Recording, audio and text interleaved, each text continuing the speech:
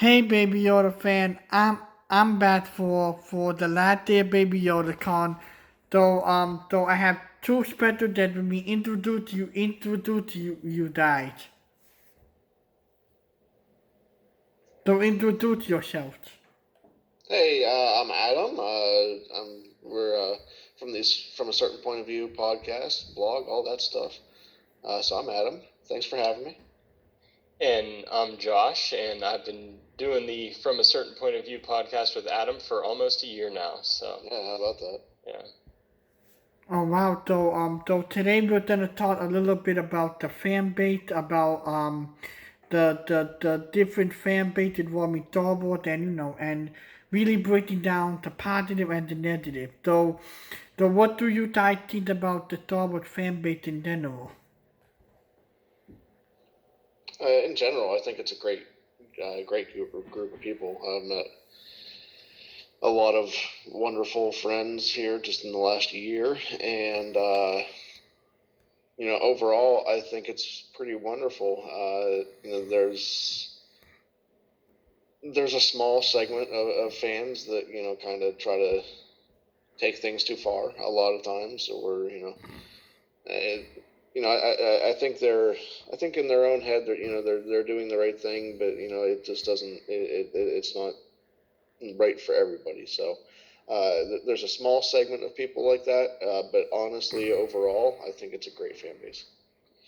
Yeah, I would agree with that. I think I've had overall a positive experience. I mean, especially being at things like, I went to Star Wars Celebration last year, and that was a very positive experience, just a ton of positivity, and it was awesome. I mean, of course, I've encountered some kind of toxic or negative fans on Twitter and then YouTube comments and places like that. But if I don't go searching for those things, I usually don't run into them much. So yeah, I'd say in general, it's been pretty positive.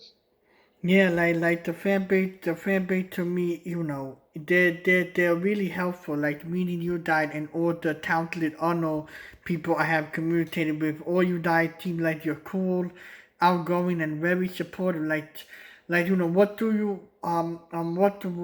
what is rewarding of being part of the Star Wars fan base, and what made you become a fan of Star Wars? What made me become a fan of Star Wars was just watching the movie when I was a kid. Fell in love with it right away, and it's kind of started a lifetime of, for me, rewarding stories and good memories, good times. Um, so yeah, that's I guess basically what made me a fan. Yeah, I mean, I think for me, what made me a fan was just, again, yeah, watching it for the first time when I was a kid. And I think being at that age, I was at an age where, like 10 years old, 10 to 12 years old, I could kind of, my imagination was flowing at the time, and having this kind of story and this kind of just grand galaxy of possibilities. And then all the mythology really attracted me to it, like the Force itself. I think is really what got me into Star Wars, um, and the characters, of course, as well. And I think, Bob, you also asked a question about what's rewarding about being a part of the fan base. Is that right? Yeah. Yeah, I mean, I would say that just being able to experience it with other people, because it's not quite as fun when you're watching Star Wars or getting excited about Star Wars just all by yourself. It's great when you have somebody to experience that with. I love talking to Adam every week about it because I have somebody to talk to Star Wars with, and then all our other friends that we've made on Twitter and everything. Just kind of that community experience is very rewarding. Like everything about Star Wars rewarding, but now like the most rewarding part to Star Wars in my general is this little guy here. Did did it the most There he is. did it There he the is.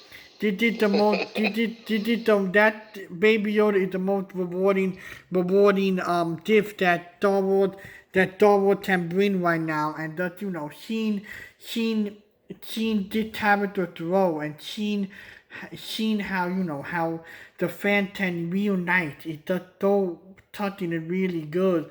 and just seeing the character really shine had made me love Star Wars even more. Yeah, absolutely. I think Baby Yoda, the child, however you want to refer to him, I think it's been the one thing that's really, like you said, reunited Star Wars fans. There was a lot of division with The Last Jedi, especially, but I think that, Baby Yoda, the Mandalorian, I think it's something that gets back to the roots of Star Wars, and that character itself just excites people and brought everybody together again, I think. So it's been a lot of Yeah, fun. it was exciting because it was just out of nowhere too. It was just out of It was unexpected.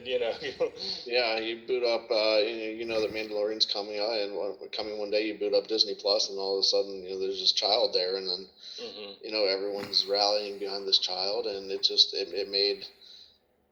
it made last winter very fun, and Yeah. seeing all the stuff that's coming from that, merch and clothing and everything with the child on it. It's made it very fun to be a Star Wars fan again. And I think it's something that kids and adults alike can get behind as well. Like my 3-year-old daughter loves Baby Yoda. And I love Baby Yoda just as much, if not more than she does probably. So it's really cool to have that as well. Yeah, like also like you can tell, like the Mandalorian itself is gonna grow as time goes on, and with season two, it's going to really expand more higher level, and to the point where fans will really able to determine either the fan base is loyal or the fan base is not. Hmm. Yeah, yeah. I think Star Wars has a very, very loyal fan base, and sometimes that's part of the problem. People love it a lot. So, but then when something like Baby Yoda comes along, uh, that passion is just a lot of fun to be a part of. It it is fun. Like what are you guys' opinion about the Star Wars treatments better, the new one and the old one that's coming to Disney Plus? So I have to come clean. I have not watched the old one ever, and we talked about that on our show that maybe that might have to be some maybe as part of our Christmas festivities this year is checking out the original Christmas special. Um, but I'm excited to see what the Lego one's gonna do, especially after the little teaser poster that they released last week. That was pretty funny. It was great humor. Lego in general has great humor, so I'm excited to see what they do with that. Yeah, I'm with Adam on this. I also have not watched the original holiday special. I'm sorry to say. Sorry if I disappointed anybody out there, but yeah, we need to watch that at some point, and then I am excited about the new one, and just the idea of Rey encountering all these other characters from past Star Wars, like Darth Vader and Yoda and all those characters, and seeing Rey interact with those characters will be interesting. And of course, Lego will do it with humor. So, yeah, I'm excited. Yeah, I'm excited to see if it connect with the original Twitter better, because the original Twitter better would appeal to that. So it was really bad, but to the point where where you could just laugh at it. Hmm. Yeah. Yeah, and what are you guys looking most forward to in the Star Wars community, except for Mandalorian season 2 coming out October 30th? High Republic for me. That's the next big thing that I'm really waiting for. And then after that, we see what happens with movies, I guess. I mean, we have a couple TV shows in between there, but I'm excited to see what happens with movies and get back to like Celebration and cons and stuff like that. So, but yeah, for me, it's High Republic for sure.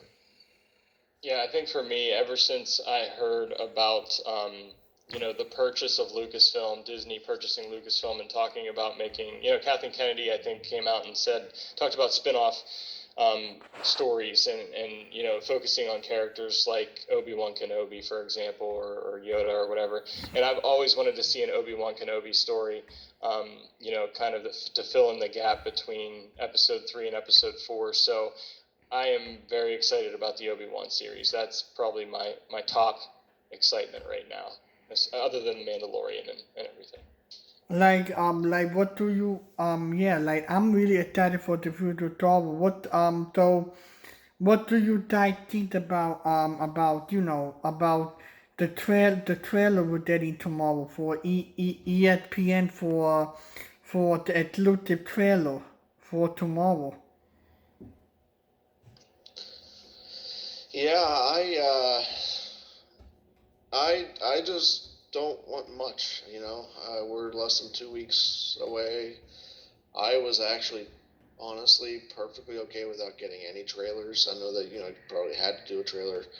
I was okay without getting any trailers and just jumping in blind. So I just kind of want like a hype reel or something like that. Just you know, if you're showing anything from the new season, show some pretty cool action shots, especially ones that you haven't already shown in the trailers that are out there now. Just a couple cool action shots. No big reveals. I don't want to see any big characters surprises or anything like that. I just want something to get the general public excited because this is Monday Night Football. So let's get people subbed to Disney Plus again, ready to go. And that's kind of just what I'm looking for. Nothing big. Just something to get those Disney Plus subs up, and that's about it. Yeah, I mean, for me, I think that the way that they're approaching the marketing with the Mandalorian is they're being very smart. They're not revealing too much, but they're giving us a taste of what it might look like. But I don't think they're going to give away any spoilers or anything. So I'll take anything that they want to show. I'd love to see behind the scenes stuff, maybe like a little behind the scenes reel, or even maybe a clip or something, or like a short scene from the second season. So. Yeah, like everybody tapped in on Twitter that it a certain trailer, and that there was a thing that went around saying that one of the main character, the main actress from who gonna play a soldier, he said that they filmed a fight scene for one of the trailers. So I'm the curious if they're gonna reveal her tomorrow, because I heard that her character won't be that big. That could be. Could be. You never know. I hope not, but yeah, definitely could be.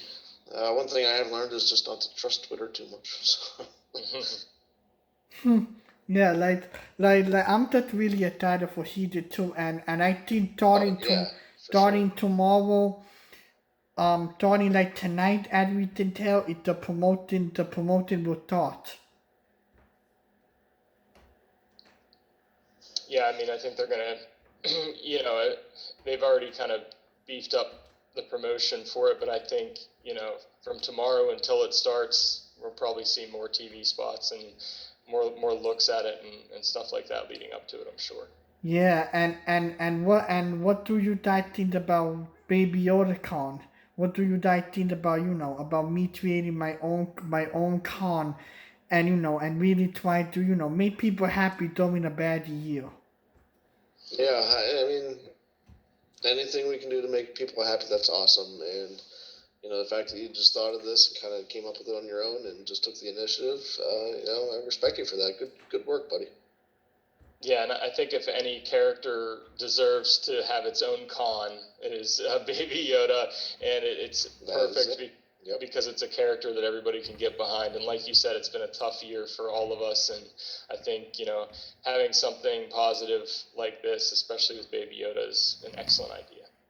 Yeah, I just feel like being with this panel we're doing right now, being this panel for the last day of the convention. I want to just to give everybody like dane we'll heal, all of us are here for each other, and and this year had been bad, but 2021 will be better.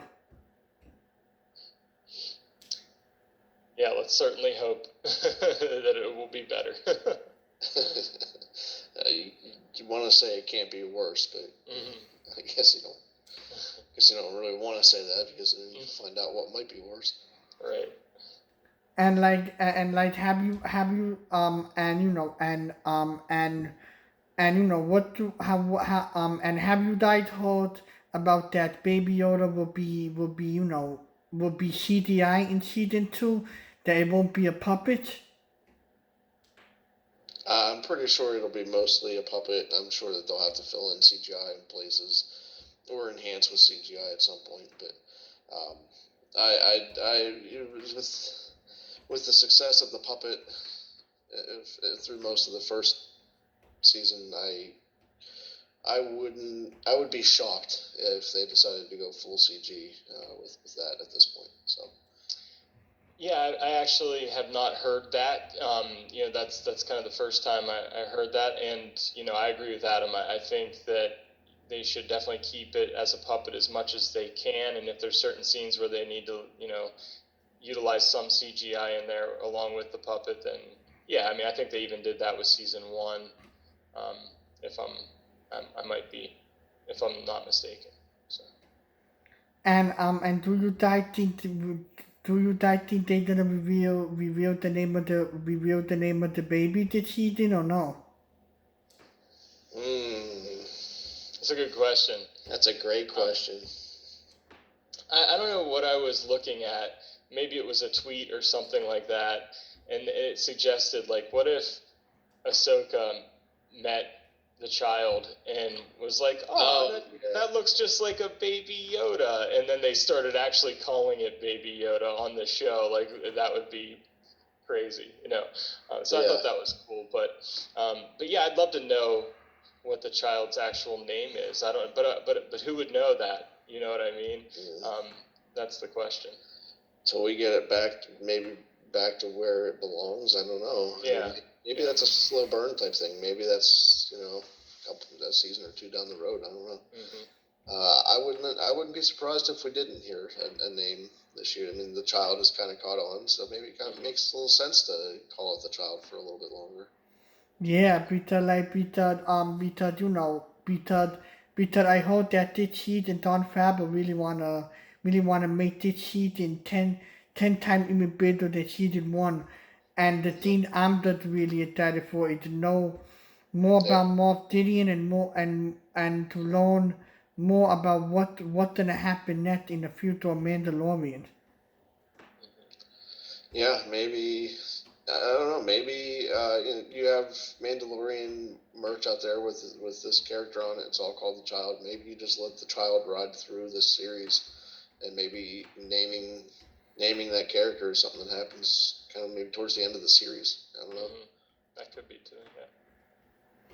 Yeah, and did you guys hear that something about that they're thinking to be making a movie of the Mandalorian? I heard Pedro Pascal mention something about that. I don't know if they're actually making that or if that was kind of just an offhand comment Pedro made during an interview. I wouldn't be surprised at some point to see the child edge into film, but I don't think that they're actively making that movie right now. Yeah, I agree. I think it's something that Jon Favreau is certainly open to. I think that he's commented, either recently or in the past, that he'd be open to that. And I mean, at this point, the way, and Adam and I just talked about this on our show recently, the way movie theaters are right now, they're probably not pushing for that right now unless it's going to be a Disney Plus exclusive type thing. But I think it'd be cool. Maybe towards the end of the series, maybe having a movie. I think that will be a really good idea. And what do you and and what do you and do you guys think that in the future that in Disneyland and Disney World they will make like they thought like the Mandalorian type thing for for Galaxy's Edge in Disneyland or Disney World? Like an actual attraction? Yeah, like the actual attraction or like just Mm, like a land type thing inside Galaxy's Edge. I don't think that Mandalorian will get its own land, and I don't think it'll get its own attraction either. But I do think you'll see those characters appear in Galaxy's Edge. I don't know if it's like character meet and greet type thing, or have like a animatronic child with someone in a Mando suit. That I definitely think that will happen. Um, but an actual themed land for the Mandalorian and an attraction, I don't see that one happening. I see the characters coming. Yeah, as much as I loved Galaxy's Edge, and I loved it. I mean, it was fantastic. As much as I loved it, the one thing they did that kind of put them almost into a box is they set it during a certain timeline in Star Wars. So it takes place between like episodes 8 and 9. So it's going to be hard for them to weave anything else into there, especially something that's from a different kind of period in time.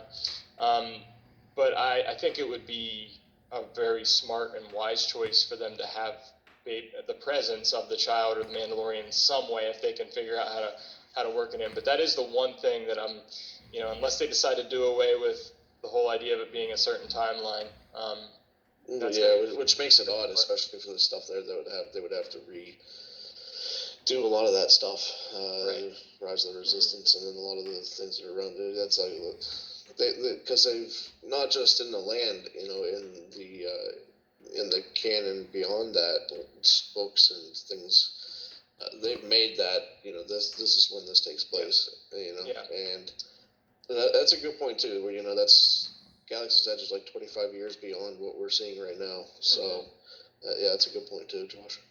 Yeah, and I think just on the flip side of that, though, the Mandalorian and the child are such a hit that it would be a missed opportunity to not have their presence felt in Disney World, Disneyland somehow. Yeah, and two more things before we wrap it up today. So, do you guys think that WandaVision and that Mandalorian season two are gonna intertwine with each other, and so that with Mandalorian releasing October 30th and WandaVision possibly releasing December. I hope not. Marvel and Star Wars is just I just don't. I wouldn't want to see those two cross over. I would rather just see those in separate sandboxes. Would it makes for some type of like fun, weird thing to happen in WandaVision? Yeah, I could see that. But I just don't. That's just something I just don't want to see happen. The more I think about it, so. Yeah, I'm with you on that. The one thing I do want to see, and I would love to see, is some connectivity between the Mandalorian, and we've already seen some connections with the Clone Wars, but I'd love to see some connectivity with Rebels and the Mandalorian, and bringing in characters like Ahsoka, or having this kind of Filoni-verse type of situation where there's almost a whole set. Maybe there's different series that branch off that all take place around the stories that Dave Filoni has told with Clone Wars and Rebels and Mandalorian, and maybe seeing an Ahsoka series. Ezra Bridger, bringing that character back into the fold. Thrawn. I'd love to see that all be connected somehow. Yeah, like and I know that one of the actors on Twitter, he been posting and I have a feeling that he may be Edward in season 3 of the Mandalorian, that they're gonna set him up in season 2, so he can come in season 3. You never know. Could be interesting. Yeah, I know you're talking about it. I forget that actor's name. He's said that he was just playing, but I'm sure if he's if he is actually going to be Ezra, that he hasn't had much of a choice but to say that he's playing around. Right. So. Yeah. Yeah, we'll see. But yeah, he has been posting some fun Ezra stuff, and he does have a little bit of an older Ezra look. So we'll say I'm blanking on his name, but yeah, he does have an Ezra look. There might be some fire where that smoke is. You're saying? Could be. Yep, we'll see. And where can everybody find you? Where can everybody find you guys? Best place to check us out would just be from a certain point of view.com. That'll take you to pretty much everywhere else you can find us, and we're on most major podcast apps. We're part of the Red 5 network, so you can find that at red5network.com. We just pushed out a brand new episode as we're recording today on the 18th of October. Just pushed out a new episode all about The Last Jedi, so you can check that out. And yeah, that about covers it. So from a certain point of view.com. Yeah, I always like to mention too that we do have a YouTube channel from a certain point of view that has all our episodes on there as well. If you like the visual version versus just the audio. And I want to thank you guys for really coming on and sitting down and talking all Star Wars today. Absolutely, it was a lot of fun. Yeah, thank you. Yeah, we had to be part of Baby Yoda Con. Yes. Absolutely. And thank you guys. You're welcome. Welcome.